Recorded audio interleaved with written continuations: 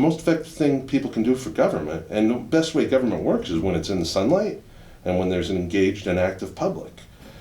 But the public has been kept out, and that's one of the core missions here, is to make sure that the public is informed and active and engaged, and we're not just being gaslit.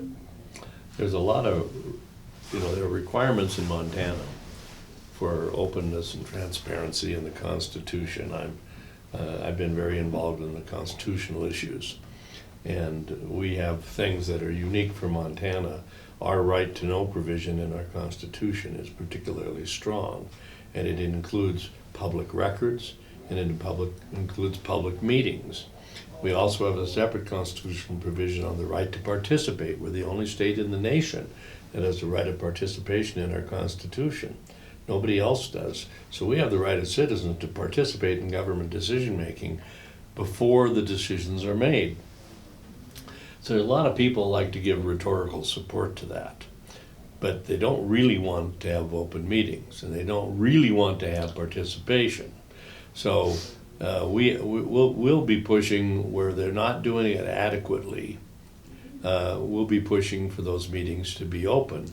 We got them to open some meetings, EPA, but they're really kind of half open and half not, and you can't comment. And you see evidence, by the way, of regulatory capture every time you see those meetings, because every time there's a meeting, who's running it? Who runs the EPA meetings? ARCO. BP. The BP. British Petroleum's staff runs the meetings that EPA has us go listen to. So that's not particularly good. And then when they want to have meetings where they will, well, you can comment 5 minutes before we make the decision, instead of you can participate in the 6 meetings leading up to it. So these are the kind of things we have to watch out for. Participation, open meetings and open records, as well as the specific issues they're addressing. For our audience and dumb journalists, what does regulatory capture mean? It's the phenomenon when the people or entities that a government agency is supposed to be regulating is being driven by the regulated. The regulator is being driven. And in this case, there are a lot of answers that people will ask EPA, and it's either Butte Silver Bow voluntarily agreed to be a settling defendant too. So when they're given answers, when the public asks their federal government, there's something wrong. That's not, we as citizens have a right to challenge our government under the First Amendment. Petition, specifically, is the word. Why do I ask a question of EPA and then British Petroleum or Butte Silver Bow is trying to give the answer? I didn't ask them. This is my federal government under the U.S. Constitution that I'm asking. Essentially, the regulated party, the corporation, the polluter, is regulated, but as the process goes forward and they integrate themselves with the agency and get cozy and comfortable with each other and everything else, pretty soon it appears that the regulated polluter is actually dominating the regulator, which is the government.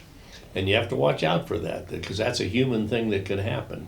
They call it the Stockholm syndrome in some places.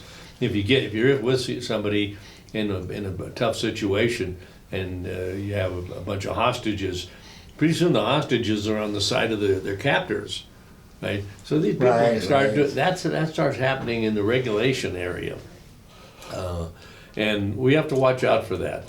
I was really the other day. It was kind of funny. We were asking about the meetings that you said they're setting up.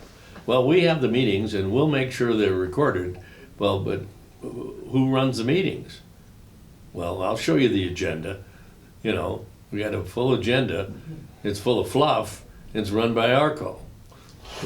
Well, and I could tell you, regulatory capture, examples of it. There's about 20,000 pages of emails. Underlined, there was an article, or a series of articles that came out about meconium study. And a journalist, independent journalist, FOIA'd a lot of these things. And, probably a few of us are nerdy enough and don't have a life to go through all those emails. But you see PRPs and now settling defendants calling a lot of the shots for EPA in these emails, including, directing who is going to be on committees and, communication strategies that are rolled out where you'll have, EPA and state government and British Petroleum and their consultants. They're deciding what the message is going to be to the public. I mean, if you have to negotiate with people you're regulating on what the message is, that's probably a problem. Let's let the facts and the science speak for themselves.